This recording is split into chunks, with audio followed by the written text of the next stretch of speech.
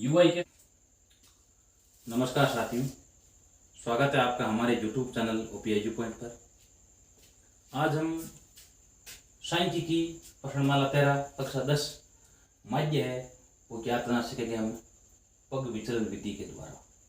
इससे पहले हमने 2 वीडियो पढ़े थे, उसमें माध्य हमने पहले प्रत्यक्ष विधि के द्वारा ज्ञात किया था और उसके बाद में कल्पित के द्वारा ज्ञात किया था, और आज हम पढ़ रहे हैं पग विचलन विधि। इस विधि का प्रयोग कब करना चाहिए? जब ये वर्गांतर रूप में संख्या बड़ी दी गई होती है तो इस विधि का प्रयोग किया जाता है। संख्या छोटी दे रखी है उसमें विधि काम आती है प्रत्यक्ष विधि। थोड़ी बड़ी संख्या, ज़्यादा बड़ी नहीं हो, ज़्यादा छोटी भी नहीं हो, तो विधि काम आती कल्पित। और संख्या ज़्यादा बड़ी हो जाए, ठीक है, ये संख्या ज़्यादा बड़ी है, इसलिए यहाँ पर हम कौन सी विधि काम में ले सकते हैं? पग विचलन विधि। ठीक है, 3 विधियाँ हैं, माध्य चाहे किसी विधि से कर लो उत्तर समान आएगा। ठीक है, अब शुरू करें हम इसका। तो ये दैनिक मजदूरी रुपयों में दे रखी है, 100 से 120 है, 120 से 140, ये वर्ग अंतराल दे रखा है। और यहाँ दे रखी है श्रमिकों की संख्या, ये बारंबार था, इसका मान है FI का मान है, यहाँ पर FI।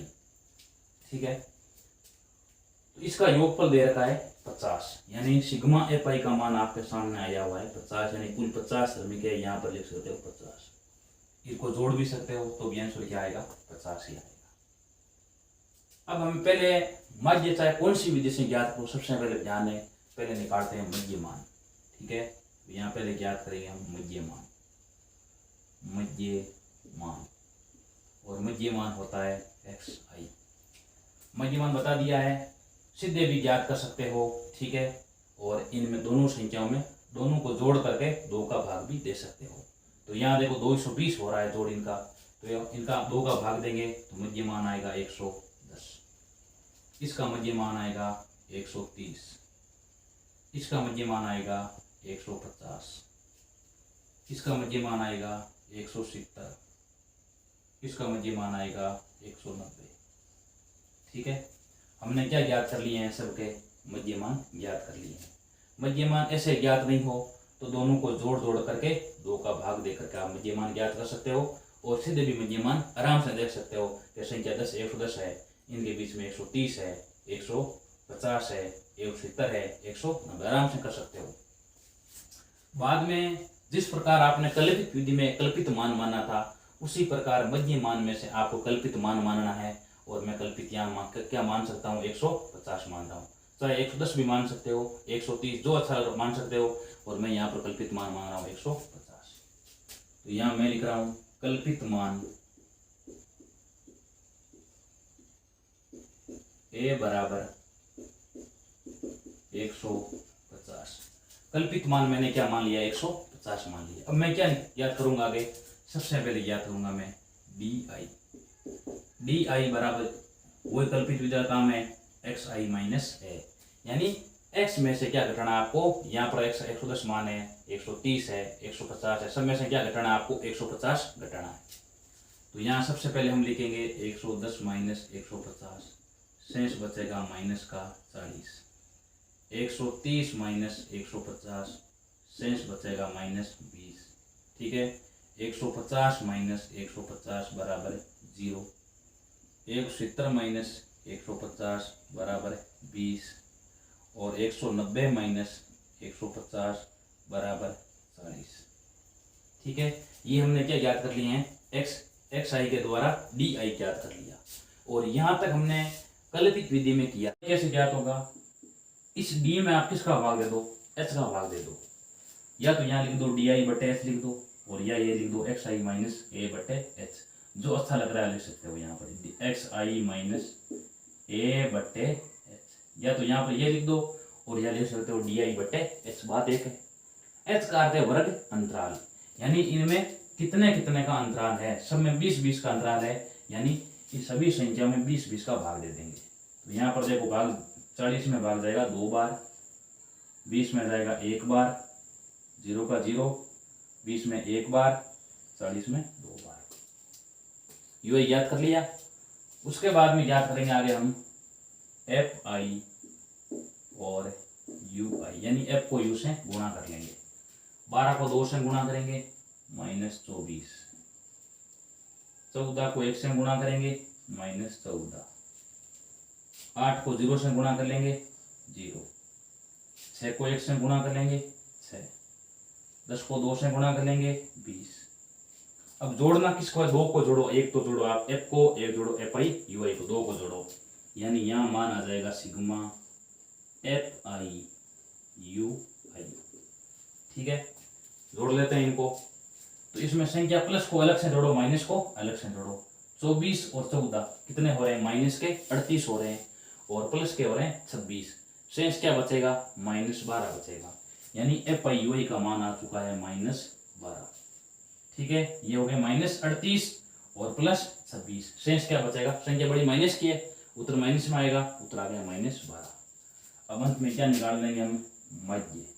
तो सूत्र हो जाएगा माध्य बराबर, पहले आप ए लिख दो प्लस सिग्मा, यहाँ हो जाएगा एफ आई यू आई बट्टे सिग्मा एफ आई, और अंत में इंटू क्या लिख दो आगे, एच लिख दो आगे।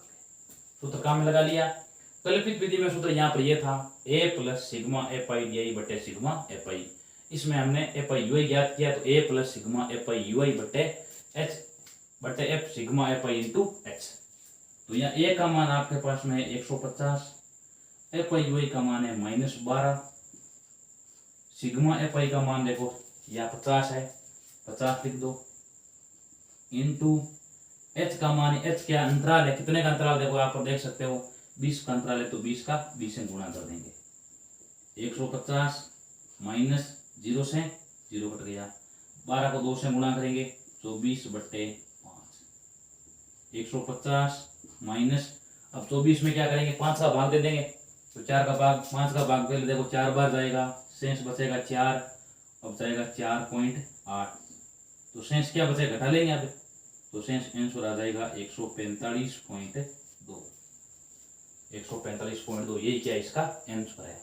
ये प्रश्न हमने पहले विधि के द्वारा किया था, उस समय सेम आंसर यही आता 145.2। 0 लिख दो या 2 लिख दो, बात एक ही है। तो यहाँ तक दोबारा देख लेते हैं इस विधि को हम एक बार। यहाँ तक मध्यमान सेम का सेम वैसा ही याद करना है। ये काम हमने पहले कल्पित विधि में किया है। अब इसमें अलग क्या है, केवल एक ही अलग, यू आई बराबर डी में किसका भाग दे दो आप, एच का भाग। एच का आते अंतराल, यानी सब संख्याओं में अंतराल कितने कितने का उसका भाग देना है, और जो आंसर आ रहा है वही क्या होगा, यू आई का मान हो जाएगा। उसके बाद में अंत में कर दो F I U I, F को यू से गुणा कर दो, आंसर आ गया। अब ये दोनों -38 होंगे प्लस 26 होंगे, शेष -12 बचेगा। तो लगा लो A plus sigma F I U I बटे sigma F I into H. A का मान 150 और ये -12 बटे 50 इंटू 20, 0 से 0 कट गया, 24 बटे 5 4.8, उत्तर आ जाएगा 145.2। ये हमने एक प्रश्न किस विधि के द्वारा किया है, पद विचलन विधि के द्वारा पूरा किया है। ठीक है, अब हम ऐसा एक प्रश्न और करेंगे। ठीक है, वो है दैनिक, सवाल नंबर 6, दैनिक व्यय रुपयों में दे रखा है। ये कर रहे हैं एक बार और, दैनिक व्यय दे रखा है रुपयों में।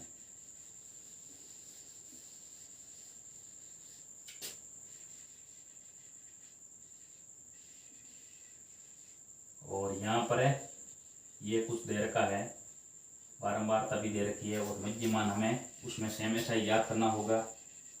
और ये देखो आगे जो यू आई आया है वो भी हमें ऐसा ही याद करना होगा। और आगे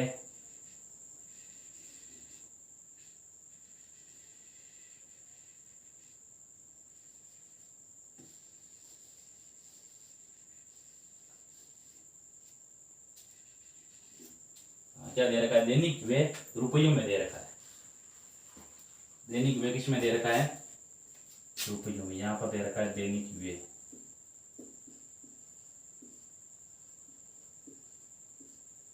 ये दे रखा है रुपयों में दे रखा है। उसके बाद में यहाँ है परिवारों की संख्या,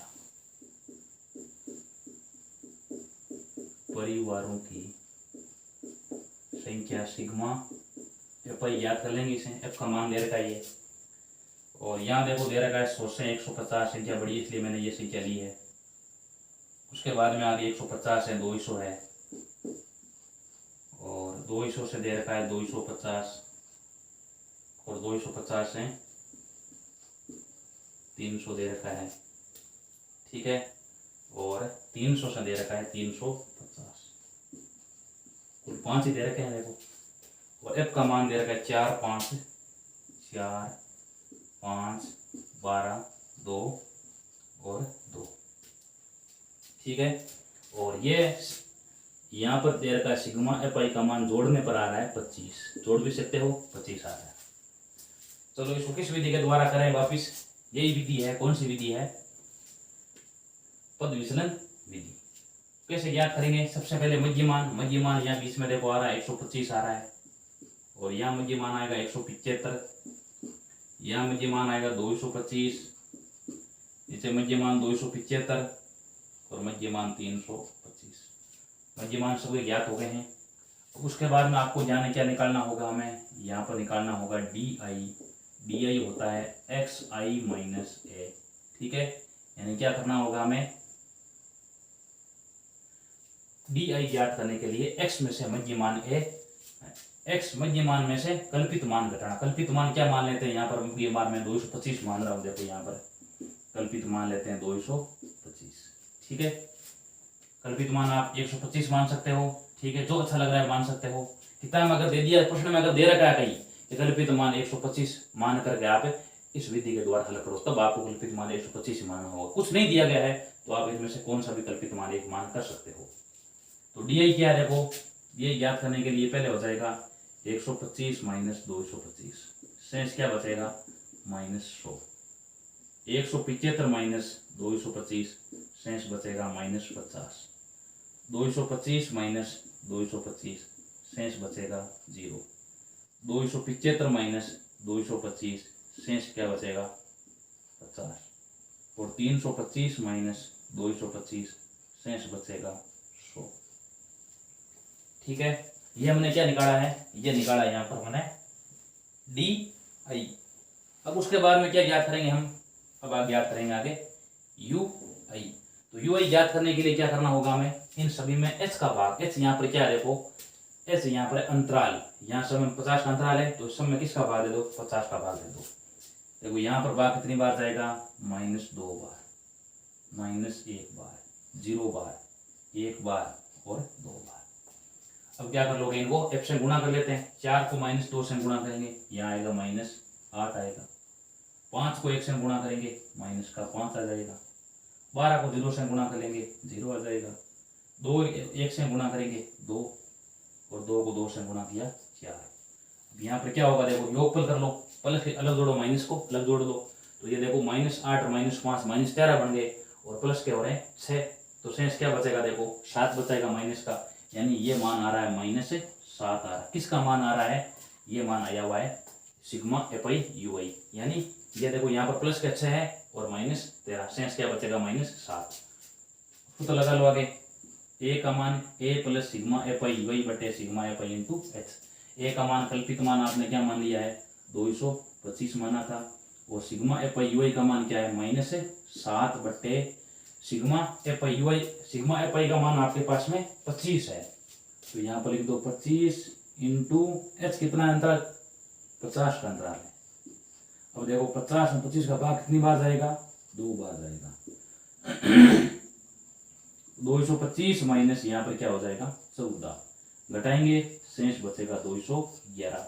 यही हमारा क्या है, माध्य है। किस विधि के द्वारा माध्य हो चुका है, ये वह पद विचलन विधि के द्वारा माध्य हमने कर लिया है, ठीक है। इस प्रकार का कैसे प्रश्न दिया हो, हमने तीनों विधि के द्वारा माध्य कर लिया है, चाहे प्रत्यक्ष विधि हो, चाहे कल्पित विधि हो, और चाहे पद विचलन विधि हो। कैसे प्रश्न हो हम आराम से कर सकते हैं।